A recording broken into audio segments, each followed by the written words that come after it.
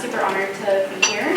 This morning we're talking all things dance and how we can strengthen our community throughout the province and throughout Canada. We have 4, soon to be 5 lovely speakers that will from all over the province. We'll get right into it because I hear we have 37 minutes and we need to stick to it. So our first presenter is Emily Belke-Farrell. She is a highly experienced dance instructor and adjudicator, currently serving as the co-dance director of the Viter Ukrainian Dancers and Folk Ensemble. With over 15 years in dance education, Emily has directed and taught in various capacities, blending her expertise in Ukrainian dance, ballet, acro, gymnastics, tap, musical theater, and contemporary dance. Her career includes notable roles such as Ukrainian director at Dance Unlimited, camp director and dance teacher at Cheddar School of Dance, and artistic director of Westlock Roger Ukrainian Dance Club. Emily's dedication to dance extends beyond teaching. She has adjudicated major Ukrainian dance festivals across Alberta, Manitoba, and Saskatchewan, including the Canadian National Ukrainian Festival and Kayla Festival. Her certification credentials are extensive, with qualifications in the Shinpri Ukrainian dance syllabus, Chickadee junior ballet, artistic gymnastics, and flexibility training. Additionally, her past performance experience includes being an alumni of both the Ukrainian Cheddar Dance Ensemble, Kumka, and Team Canada for tap and show dance. Driven by a passion for cultural preservation and dance excellence, Emily brings creativity, technical skill, and a collaborative spirit to all her roles in the dance community. Let's welcome her.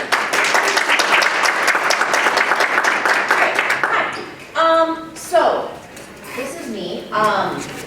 I had, truthfully, a very tough time creating this presentation because I personally feel like within the dance community and what has happened in the past 1,000 days, I don't feel like I've done enough, and I feel like many people feel the same way. And I feel that this is a sense that everybody has been feeling since February 24th. So this is me. I started Ukrainian dance later in life. This was my very first year of Ukrainian dance. And I did tap, jazz, ballet, I did everything. And Doug Mackedenski, a brilliant man, came up to me and said, "Do you want to try Ukrainian dance?" And I said, "Well, why not?" My parents were like, "It's free at this point. Well, why not?" And I fell in love with it. I fell in love with the culture, I fell in love with the community, and it was the first time I was in a dance studio that I didn't feel judged, and I didn't feel like sitting there in my bodysuit and skirt that there was any insecurities. And so and many of us feel like as dance, and I hear many people leaving dance and talking about all those insecurities, I never felt that in Ukrainian dance. And I just felt that for the first time, and like in grade 8, to feel like you belong somewhere is a huge thing. So I'm forever thankful to Doug Mackedenski for bringing me into this community. And throughout that, throughout everything I've done, I've tried to find ways that not only keep that sense of belonging, keep that special thing that connected me to so many people. And so although I might not be Ukrainian, my husband jokes, because he will talk to different people, he has Ukrainian roots, but he always jokes, and they're always like, "Oh, well, you know more about Ukrainian culture than I do," and both my parents are Ukrainian. And it's because I want to make sure that I am showcasing Ukrainian culture for what it is, and not what it's just perceived to be. And, sorry, just looking at my notes. So that then I furthered my professional development just to make sure that I was being, as I said, conscious and respectful. And so it brought me to Ukraine 3 times. I went on cobblestone tours. I did everything I could. Next one. And I remember where I was February 24th. I was sitting in my classroom. I was half online, half in person. This was my desk, and this was me teaching phys ed online. And I remember being glued to my computer, being glued to social media, being glued to just my phone to figure out what was going on, because we didn't know. And I just felt so helpless. At the time, I was president of AUDA, and I was like, what can I do? What can I do? What do I do? And people are like, well, you're not Ukrainian. And I'm like, yes, like my coworkers in this small town, they're like, but you're not Ukrainian, so why? And I'm like, but it's an attack on humans. It's an attack on people. It's an attack on culture. And so I just remember sitting in this room just being like, everyone had left for the day and being like, what can I do? I'm a dance teacher. I don't have a teacher salary. Like, I have my little condo with my husband. Like, there's not a lot that I can do. And I just sat there and I'm like, what can I do? And so, something that the community brought me in, and something that I want to help is bring as many people into the community as possible, as well who can support. So, some things that I've done. I have started, I took over the program, the Ukrainian program at Dance Limited, and I ensure that every Easter we make pasta, and it's honestly their favorite part. We even have some teachers' kids that come and join us, and half the kids I think just join Ukrainian Dance now to have bread on Easter. And then I started a Ukrainian program at another contemporary studio, Amanda's, and they're in their second year now, and it was one of those, oh, we saw this person do Ukrainian dance, and oh, you come and do ballet with us, could you start a Ukrainian program? And I was like, yes.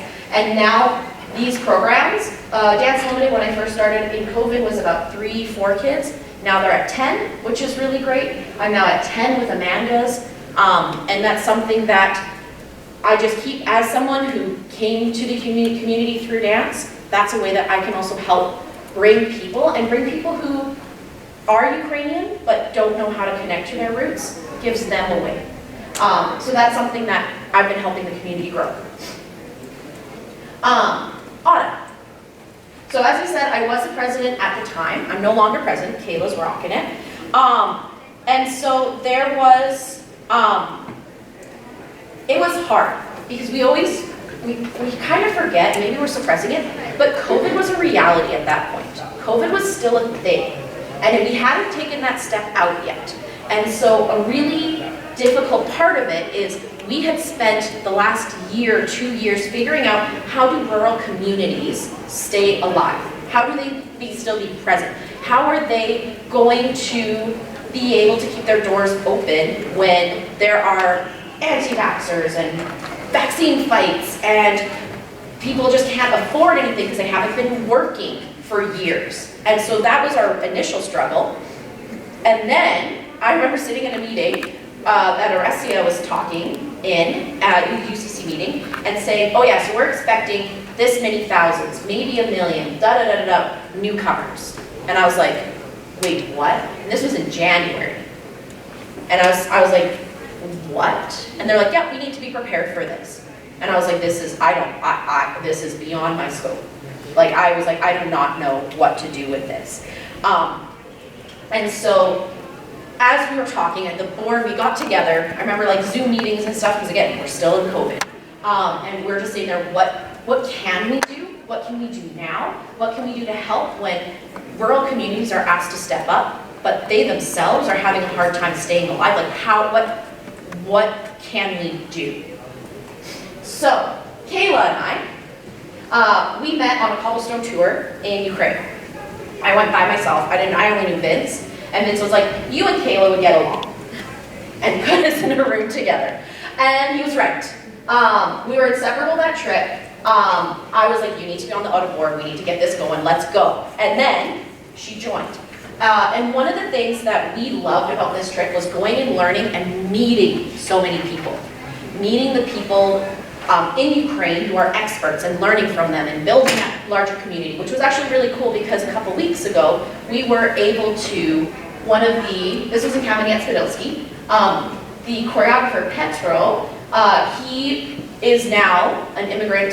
He has moved to Toronto. We were able to bring him to Edmonton to teach, and it was like a 15-year reunion. It was really cool. It was really special that, in a sense, we were able to help this one Ukrainian newcomer teach again, because he hasn't been able to teach in the last 2 years because he's now working in a greenhouse outside Toronto.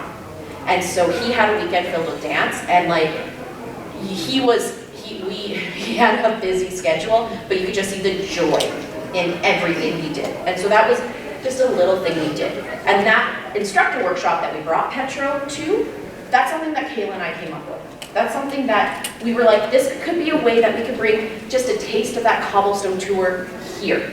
And then we can bring all of Edmonton together. So that happened pre-COVID, and we figured out a way to keep it going in COVID. But from there, we took it a next step further. We started the children's, we call them Unity, in my mind they're Unity Beats because that was the first one, but Unity performances. And so once we were able to actually get together, because COVID wasn't as bad, we were able to get, I have the number here, but we were able to get a group of kids, this was our first year, a group of kids together from all over Edmonton and even Grand Prairie to come and dance together. And it was really special because there were kids that lived literally 5 hours away and they became friends, and now at competitions you see them talking to each other and it's grown. And so even just this little bit, we're all proud of. This is some little bit that even though we're sitting feeling so helpless and so hopeless, we were able to bring these kids together and participate in the culture that everybody loves so much and is under attack. This was last year's Pravit, not last year's, the year before. Last year, Odessa Bari choreographed Woolin Dance. It was the first time it wasn't a Pravit, and it was huge. And 24, we had 24 kids from all over Alberta, and they were able to perform in Calgary, they performed in Edmonton, they were able to perform together in multiple different areas. This year we did Vegreville. Did we do Vegreville last year? Yeah. And so we were able to go to all these performances and just bring people together. And that's something that, as I said, I instantly felt belonging, and this helped me and our board give a sense of belonging. Along at the same time, we were, Kayla headed up the kids groups, I headed up the ensembles. And so what we did was we got roughly 2 couples from each ensemble to perform together. At the time, there were many supporting Ukraine performances. So there was Hello Ukraine, there was A Night for Ukraine, and that's where we performed both of these, and we also performed at UFest. And what was really interesting is that there's an ongoing joke that whenever you meet a Ukrainian dancer, you ask where they dance, and they immediately put you in a box in their mind. They know who you are, they know what you're about, they stereotype you. They're like, oh, you're that. Okay, and then sometimes it's like, we can be friends, or, oh, okay, nice to meet you, and walk away. So this was one of the first few times that I really saw it. You see through people, through UCC or SOOM or the bilingual programs, you see some people connecting in the dance world, but mostly it was like, you're that from that group? Well, this is my group. That was a huge, I remember going to Zabava's and you'd see each group having their own table, and very rarely have 5 people that would mix and mingle, and it was always a big deal. I remember the first Chermashunka wedding I went to, and it was a big deal that they were both there, and whose whole pot was going to go last, and what was going to happen. It was dramatic. But we didn't have any of that. We didn't have any of that here. Everybody was just happy to be together, happy to be dancing, making friendships, and there was none of this oh, you need to come dance with me. Oh, you need to come dance with me. Why would you be in that? Everyone was just happy and being like, oh, how's your thing? And how's your thing? And although we haven't been able to do this, because now that COVID's done and everybody's busy and traveling and performing everywhere they can, it's a lot harder to get adults together. But our instructors workshop, there's more people from different groups coming. We were able to hold an ensemble workshop for when Petro came a couple weekends ago. And that wouldn't have been a thing pre-COVID. It would have been, oh, well, it's this group. Oh, well, it's that group. Oh, well, it's. And that's something that AUDA has been at the soul of what we want to do, is just connect and build community.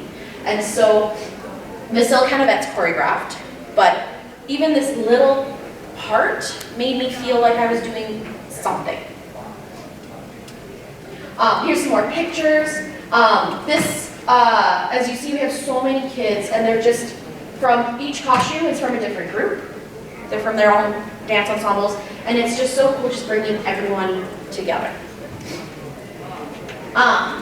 Next, so I'm lucky enough that I have a position artistically with Viter that I could have a crazy idea and be like, let's do it. And people are like, okay, let's refine it a little bit, but that's cool. And so me and my team, which is Joe Hoffman, who is an amazing storyteller, and Lesia Ploretsky, who everyone in this room knows. Or if you don't, she's probably somewhere and you will find her. She made Gurdon happen here. Like, she is a connector. We originally were supposed to do our Malonka in January, typical time. But COVID numbers were crazy high and schools cut a week of school because the numbers were too high. So we were like humming and hawing, do we do it, do we not? We are technically allowed to. And we were like, you know what, no, wait, it'll be fine. We'll do a Malonka in March. Nothing will go wrong by March. Everything will be fine. We'll have our fun, whatever, Malonka, it'll be great. And then February happened and we were like, dang.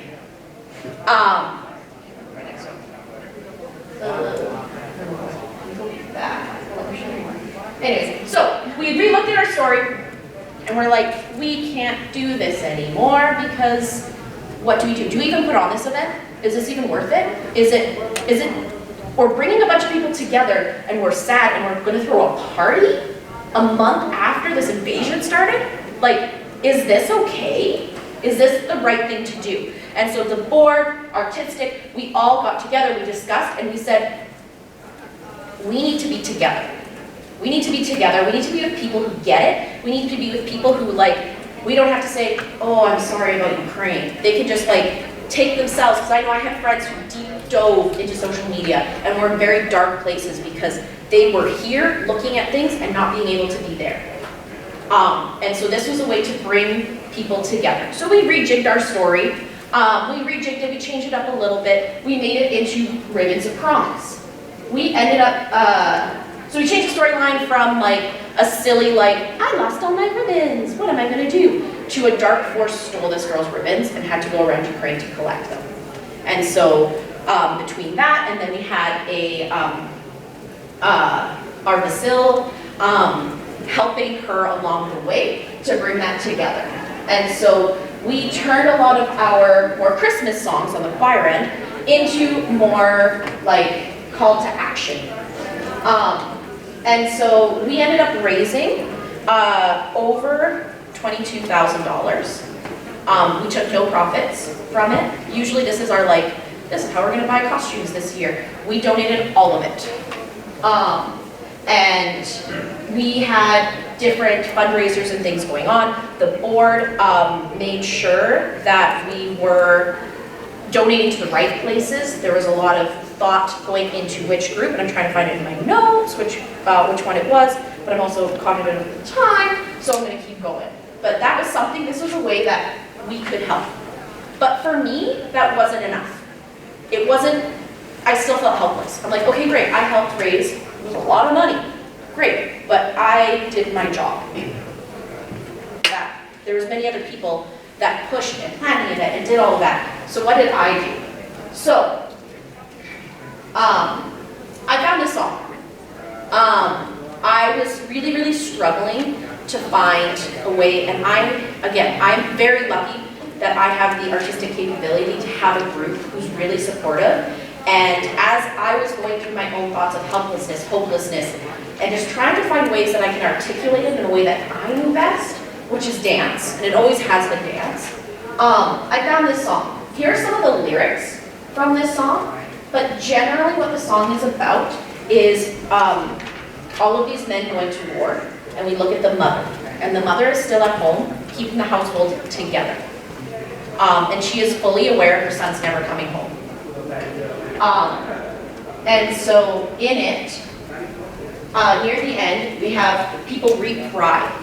Things go back to normal, and you have to keep some sort of sense of normalcy, even though this horrible thing is going on. The world isn't stopping. We need to keep doing something, even if we're at home and watching, I imagine like her on a porch looking out a wheat field, looking and knowing that she may never see her son again. And it killed me. So I came up with Stadnyk. And so what it is a piece. Each girl represents a different region from Ukraine. I was very specific, including Crimea, and Slovo, and Volyn, and all the regions we know about, but I was very specific to having Crimea as part of it. The soloist in the middle, the singer, she represents the spirit of Ukraine, and each girl is the mother of their region. And so they get separated, when they're connected, they're strong, they get separated, they become weak, and that's when the spirit starts to wither. Then they all come back together and they're able to bring it back together. There's a hope of what we can do. And this piece for me, and feeling that same sense with that mother of that hopelessness, helplessness, distance, this was a representation of me trying to help, showing that helplessness. And many of the dancers, and some of these dancers, like one of them after our tour went to Ukraine to visit her family that she hasn't seen in years. So they are very connected. And this was their way. They were like, thank you for giving us this opportunity to be able to look at our own emotions through dance. Because again, I'm not doing a lot. I did a dance. But at least us as a group feel connected, feel strong. I'm trying to speed up. So yeah, so my challenge and what I say to you is, like I said from the get-go, I'm just a teacher. I'm just a dancer. I've done some things, which is kind of cool. I've looked at my own emotions. I've looked at my own, what I've done. And yes, Ukrainian dance, like I've been on boards, I've been whatever, but for me the thing that's connected me the most and made me feel like I'm helping even just a little bit. Yes, I donate and I buy things from Ukraine and I make sure I order what I can from Ukraine, but this was how I was able to help. And I feel like many people in this room, many people in this community are feeling the same way that I do, that maybe I did a little, and maybe there's some people tell me they're really cool things that I did, and everyone I practice with, they're like, no, Emily, that's a big deal. And I'm like, but I'm not there, I'm not helping. There are so many people who are from Canada who are going and actually helping, and that's not me.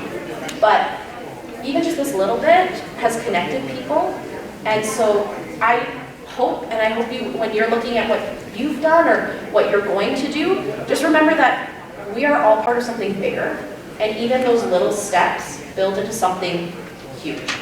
And whether it's maintaining dance in our small, tiny communities, or whether it's making sure that we have Ukrainian dance forever, I think that we all are doing something, even if you were like me and feeling like it's nothing. So, thank you.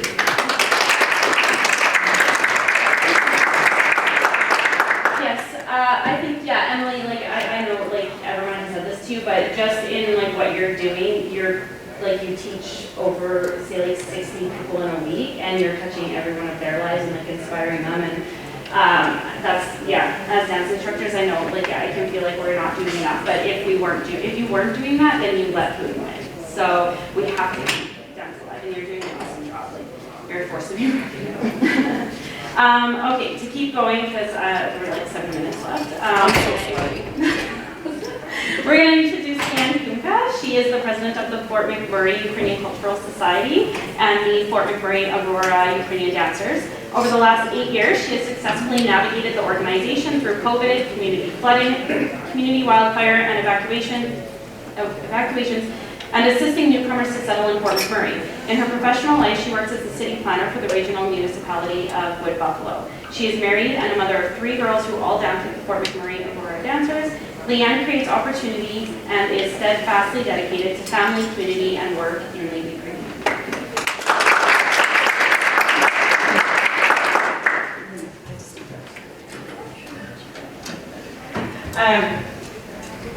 Thank you. I'm excited to be here. Oh, yeah, I can do it. That's fine. So I'm excited to be here, and I always like to start a little bit about Fort McMurray because people have heard of it, they're aware that we have oil sands, we have industry, but they don't always know that it's more than just that. My husband and I moved up there almost 18 years ago now. We actually grew up in Winnipeg, went to Calgary, whatever was going on there with Calgary, Edmonton, I guess we were part of that at some point in time. And then we moved up to Fort McMurray, and Fort McMurray has a little bit of a complex too, because we're always like, we may be small, but we're mighty, and we've got a lot going on. More than anything, there's a couple of things that I want to touch on after Emily spoke to you, because there's some really fantastic people up there, and being able to connect with them, and that's been a huge part of what we've done up there.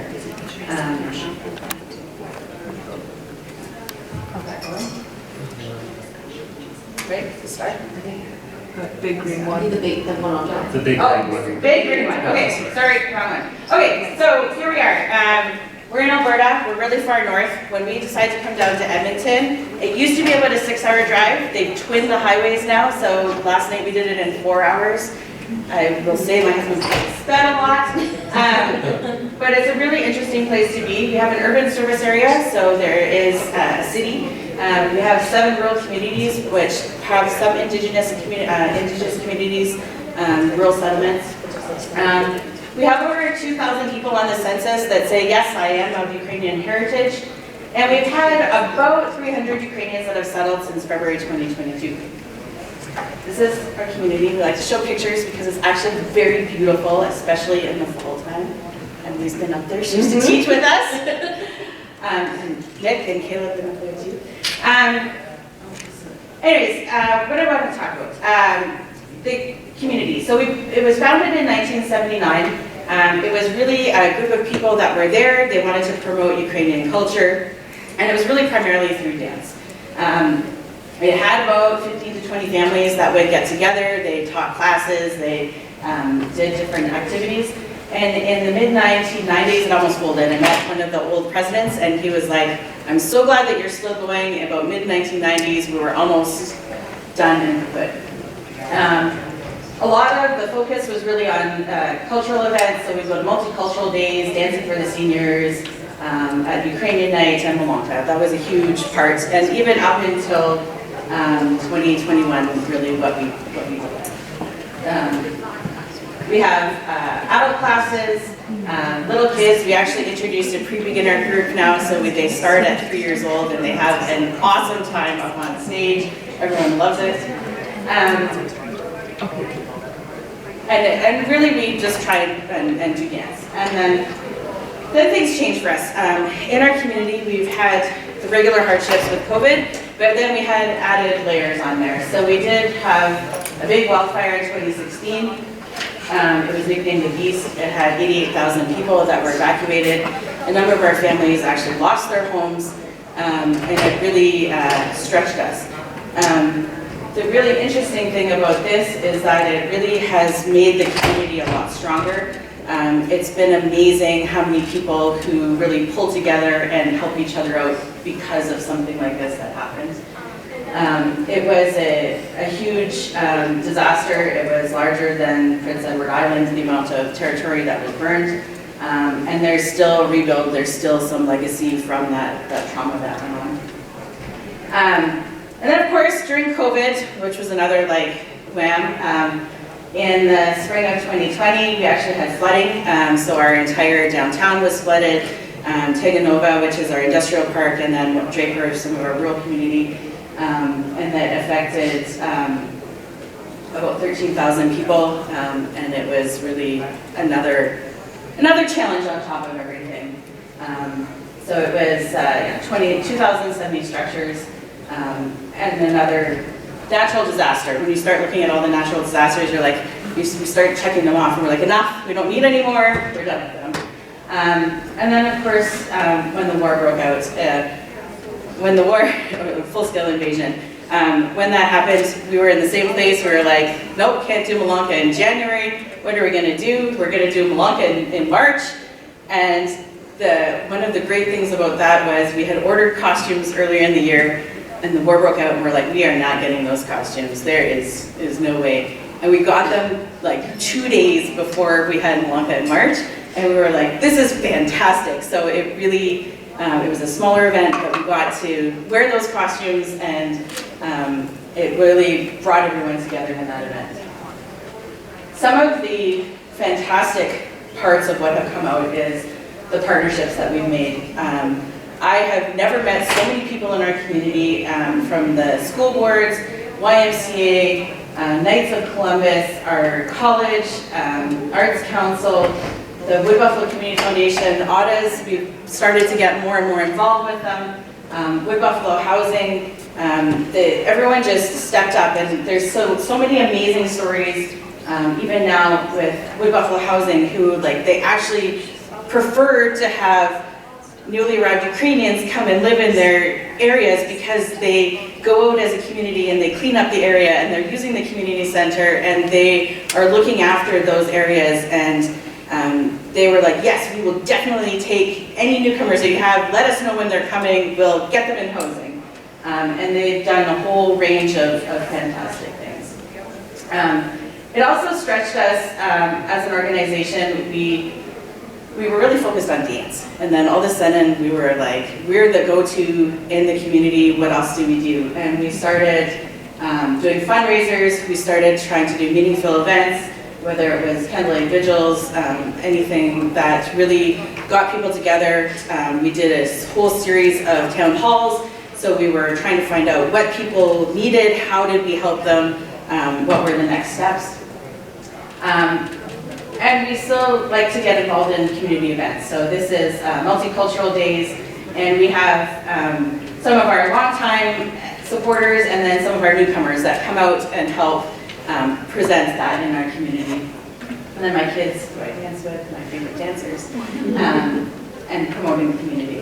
And we've also branched out to many different things. So we started having potlucks, just an opportunity to get people together, to thank the community supporters that have helped us. And we've had paint nights, so we've tried to employ newcomers to be able to do different things, and we've had them do sessions like paint nights and so forth to give them a little bit of income, but also promote culture in the community.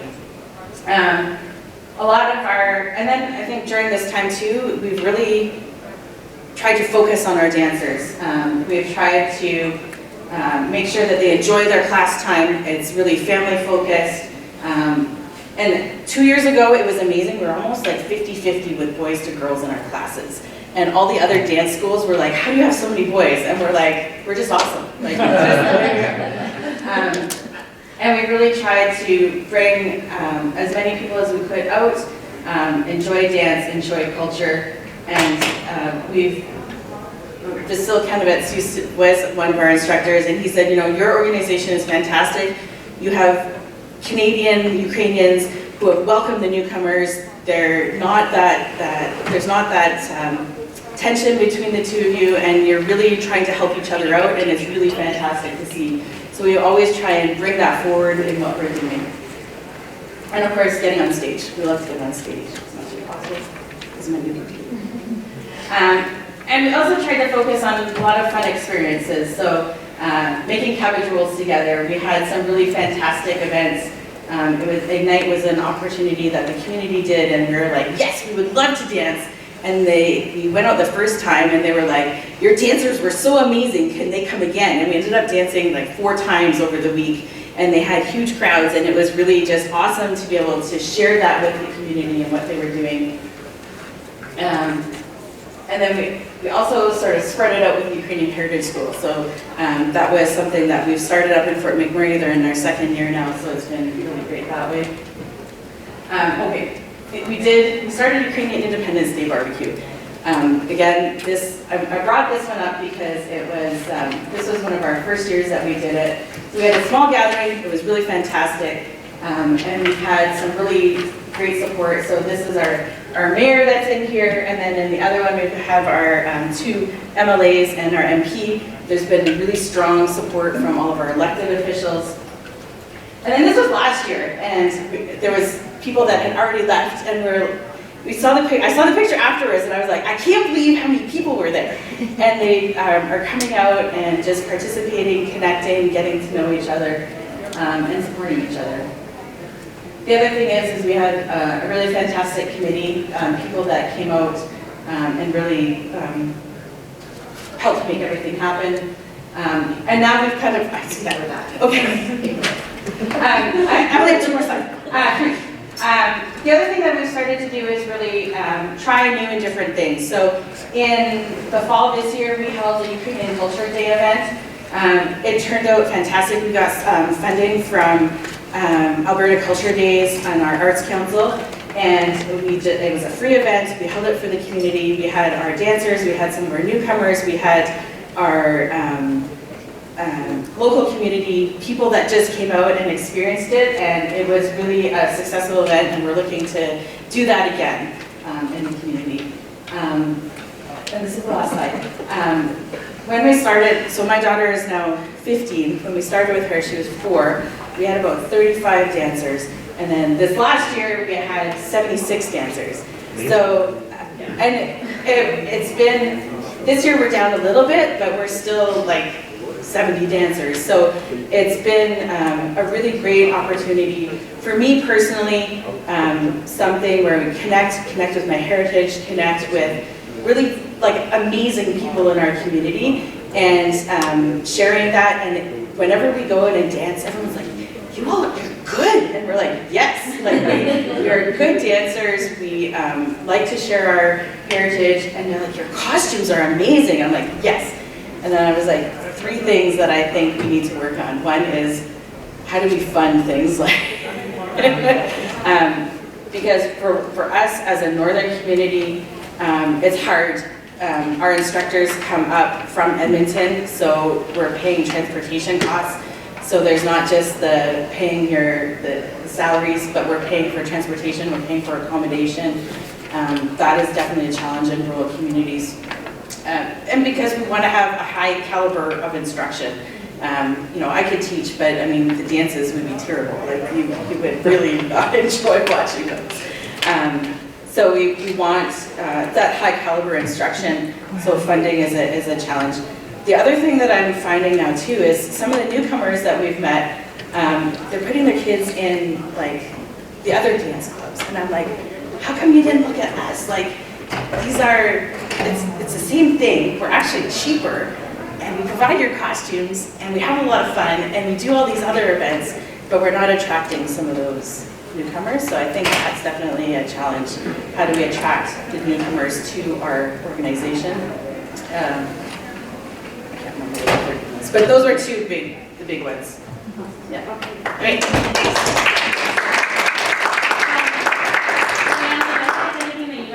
Wrong, it's like mind-blowing to us here who are like everything Ukrainian dance to hear that it's not that popular over there. Like with all these newcomers coming over, we're like, why don't you want to do Ukrainian dance? We're like, huh? Like, and we're just like, what do you mean? And so it's something that you're doing wrong, but it's just not that popular. So we have to make it popular amongst them and get them to love it as much as we do. I just want to take a quick second to say, like, of all that Leanne does with 3 kids and her job, and like immersing and growing the dance club, like that is all volunteer. And she does not get paid a cent to do any of that, and it takes up so much time.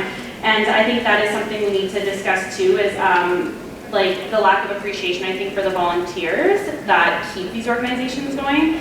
But we could talk, but we have to hurry, so sorry. Okay, so next we have Anastasia. Sereda is a founding member and lead instructor of the Troyanda Ukrainian Dance Club in Lethbridge, alongside Dean Mackedenski, where she has passionately shared her love of Ukrainian dance since 2002. A dedicated learner, she has participated in workshops with the Alberta Ballet and Varsity School in Ukraine, and she performs with the Troyanda Ensemble at events like Global Fest and the Calgary Ukrainian Festival. Anastasia holds a master's in Women and Gender Studies and values the opportunity to inspire her students through dance. Dean is currently teaching with her as well at the Yelenka School in Calgary, and he's been teaching over 25 years, so we're going to let them take it away. Thank you. I'm going to try to move quickly so John, you can get up here after us.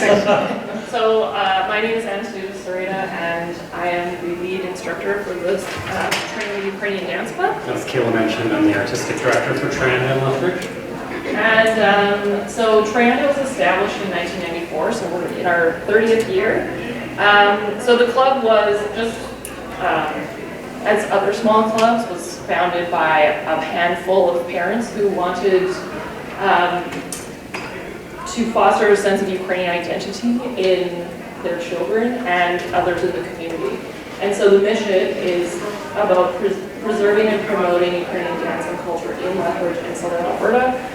Like many other organizations, it's a nonprofit, and we've had charitable status since 2007. Some of our annual performances, Malaka, so many organizations have Malakas. We use it as one of our major fundraising events, and we have our year-end show, Best in the Celebration of Spring. And those were founded as cultural holidays or celebrations that Ukrainians often celebrate. And then we have been also core performing for the Calgary Ukrainian Festival since 2011. Some of our dance festivals that we attend, Southern Alberta Ukrainian Dance Festival in Calgary, Baylorville Sakasaka Dance Festival, Chetumash Ukrainian Dance Festival. One of the barriers for us is travel. We have no local dance festivals, so we always will have to travel at least 2 hours, if not 5, and because our kids dance once a week, it's really hard to get them on board all together to go as one. It takes a lot of effort. So that takes us to the challenges that we face in Southern Alberta and Lethbridge, and kind of similar to the Fort McMurray issue. When you're outside of like big centers like Edmonton and Calgary, you're at the mercy of a lot of different factors. So for us being very isolated in Southern Alberta and Lethbridge, there are no Ukrainian dance groups that exist south of Calgary except us. So everyone north of Edmonton, yes, you guys might be isolated, but you have so many satellites within St. Paul, Athabasca, Fort McMurray. You've got all these groups that can do the unity things that you're doing and bring everyone together. We're the only ones that exist in Southern Alberta. We have no one else to collaborate with, work with. Everything requires us to go out of our way to engage with them. So we've got the travel factor is one thing that limits the number of groups that we can collaborate with and do projects with. We've got a smaller Ukrainian community as a result. Several churches have amalgamated or closed in Lethbridge, so that's limited our Ukrainian community, and it's forced our Troyanda dance group to then step up and be the Ukrainian community as a result. Again, with a smaller club, you've got limited volunteers, limited parents, limited dancers. We're a university-based city in Lethbridge. So a lot of our members that dance are only there for a finite period of time, and then they move on. They're not settling down, keeping as members of the club with their roots there.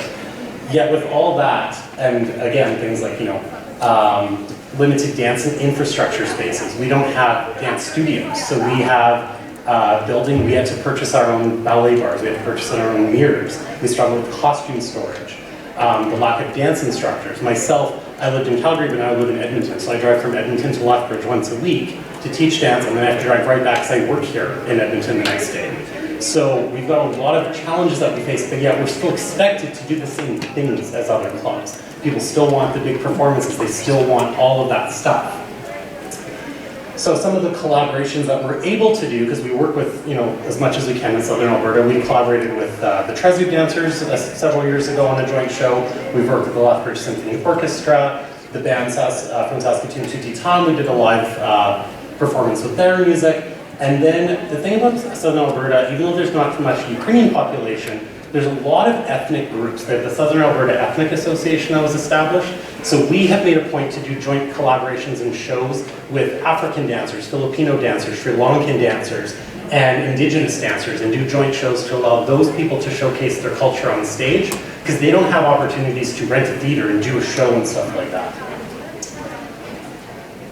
Oh, okay, we have 30 seconds to be done. So, anyway, we do a lot of holiday dances and theme dances and stuff like that. We also invite grade 2s and 3s to the theater once a year. We present to about 1,500 kids to showcase Ukrainian dance and Ukrainian culture to them.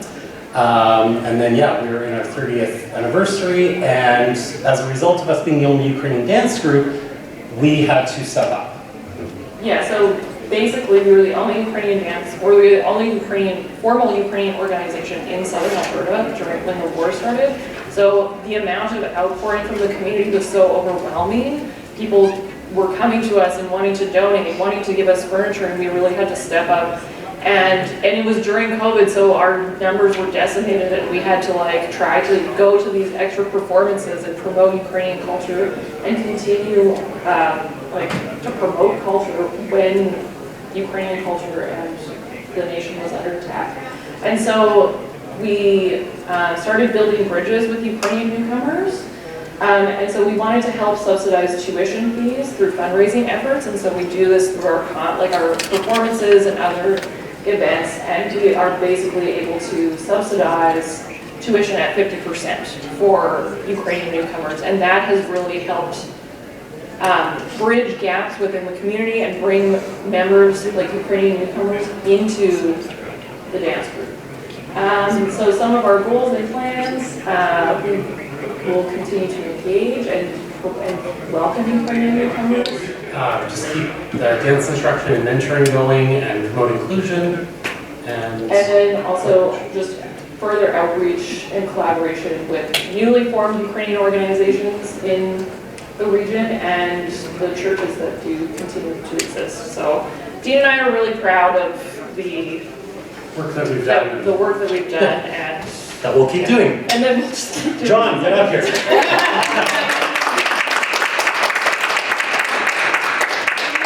much we can talk about. It's a shame that it's a real shame that we have to hurry. John is just gonna, unfortunately, like all the work that he put into his presentation, he's gonna skip right forward to his newcomer program as well, because Tryzub has done amazing with it, and lesson learned, never give a politician a microphone. Or five of them. So we're not going to talk about original works. We're not going to talk about COVID. We're going to talk about our newcomer program. So very early on, when war was just breaking out in Ukraine, because it was fundraising like everybody else, and we sent money to Ukraine, and then we second-guessed ourselves. We thought about and we heard about all the people that were coming to Canada, and nobody was really talking about what we were going to do with these families and these kids. So we announced that we were going to do free summer camps for kids, and we actually got a lot of criticism for not sending money to Ukraine, but that's part of the other part of the presentation. That first summer camp, we had 30 kids from Ukraine and 30 kids from Canada. We didn't have enough volunteers. Half our volunteers didn't speak Ukrainian. And on the first day of summer camp, we do a t-shirt day. So we give every kid a plain white t-shirt and some markers. And from the kids from Canada, we saw the standard stuff, sports symbols, video game stuff, and silly stuff. From the kids from Ukraine, we didn't see that. We saw Ukrainian flags, and kids were drawing like red teardrops on the Ukrainian flags. And we saw airplanes. And this was when kids were just, like, people were coming, right? So they were just getting off of airplanes, and it seemed normal. Okay, that was maybe their first airplane ride coming to Canada, big airplane ride, so airplanes normal. Airplanes were dropping bombs, and there were explosions. We're like, that's not normal. And then we saw stick figure families. Kids were drawing their family on the thing. Okay, that's neat. And then Dad was not with the family. Dad was over here. That's not normal. And then this is my son. This is the story of my son. One of the girls in summer camp started calling him Dad. And I said, Dad, that's not normal. And we knew that something was going on that none of us predicted. These kids had serious mental health issues. We were not in the business of mental health. We were in the business of Ukrainian dance. Our camp was, the camp counselors were crying. We probably still need therapy. But by the end of camp, everyone was laughing and crying, and the kids were, the Ukrainian kids and the Canadian kids, they were interacting together, and we knew that at that point we were on to something. So we were all in. The board met after that, and it was like, okay, free Ukrainian dance for all the kids that were at summer camp, all the Ukrainian kids that were at summer camp. And I think 12 of them were able to join, and then they kept coming, so we were getting calls. We know, you have the Ukrainian Dance. A lot of these kids have taken, this is the first time they've taken Ukrainian Dance, it was in Canada. The National did a big story on Tryzub because of that. And then, where was I going? Oh, more kids are coming from Ukraine, okay? We got to do something. We opened up another day in our school, so we own our own studio. We had space with non-limitation. Saturday mornings, free Ukrainian dance, no costumes, no performances. Just get these kids in a room with other kids and a teacher, and like summer camp, the rest would sort itself out. 50 more kids. So now we've got all these kids, and it's like, what now? It was overwhelming. So at that point, that was almost half of our school was now from Ukraine. And there was, at this point, it felt like there was no turning back. We had to figure out how are we going to continue this. So we started a scholarship fund. And it's, to my knowledge, the only one of its kind. It covers the kids' tuition, costumes, travel to festivals, tickets so parents can watch their kids dance. But that's not easy. And you know, the school is doubled in size now, so Tryzub's got 200 kids, and 30% of them are not paying. So how do you grow and support growth when all of those kids, there's no tuition money, and we're also trying to make sure that mom and dad can see the kids perform. It's not easy. We lost $20,000. So I said I wasn't going to talk about COVID. Sorry, I went back way too. I said I wasn't going to talk about COVID, but what we learned from COVID is that you've got to have an emergency fund. When the world's, you know, is working against you, you've got to have something to lean on. So we lost $20,000, and at the same time, we were trying to plan our 14th City 50th anniversary tour, and so money was important, and we didn't have anything. We gotta go? Yeah. Okay. I know. It's such a shame. Like, John drove from Calgary to be here, and it's a shame, unfortunately, that we have to be rushed out. Guys, I think like what we can take away from this is it would be beneficial to carry this like forward into like a virtual meet and discuss. We kind of thought that some of the ways that we can strengthen is one to do like often virtual meets. That way like board members of all schools from everywhere can discuss like how they come up with their fee structure, what fundraisers are beneficial for them, how do they handle attendance policy, handbooks. Like we can start building kind of like a general like just like a meetup for all volunteers to come. Some people are brand new to a club, they're like, I've never ran a dance school before, what do I do? So I think it'd be super beneficial for that. I think that another way to strengthen is how do we encourage dance schools to hire quality instructors and not just the cheapest one, because we're seeing like a decline in dance across the country, unfortunately, and so we want to encourage that. And then like having an emergency fund and how we can build a newcomer support program like Tryzub has and Lethbridge has. So I think that we can definitely continue this virtually, but we do have to go, unfortunately. Thank you so much to all of our... I just wanted to say, John and Tryzub are doing amazing things, so if you guys get a chance to talk to John, please, he has lots to say with all the stuff that Tryzub is doing. So, yeah.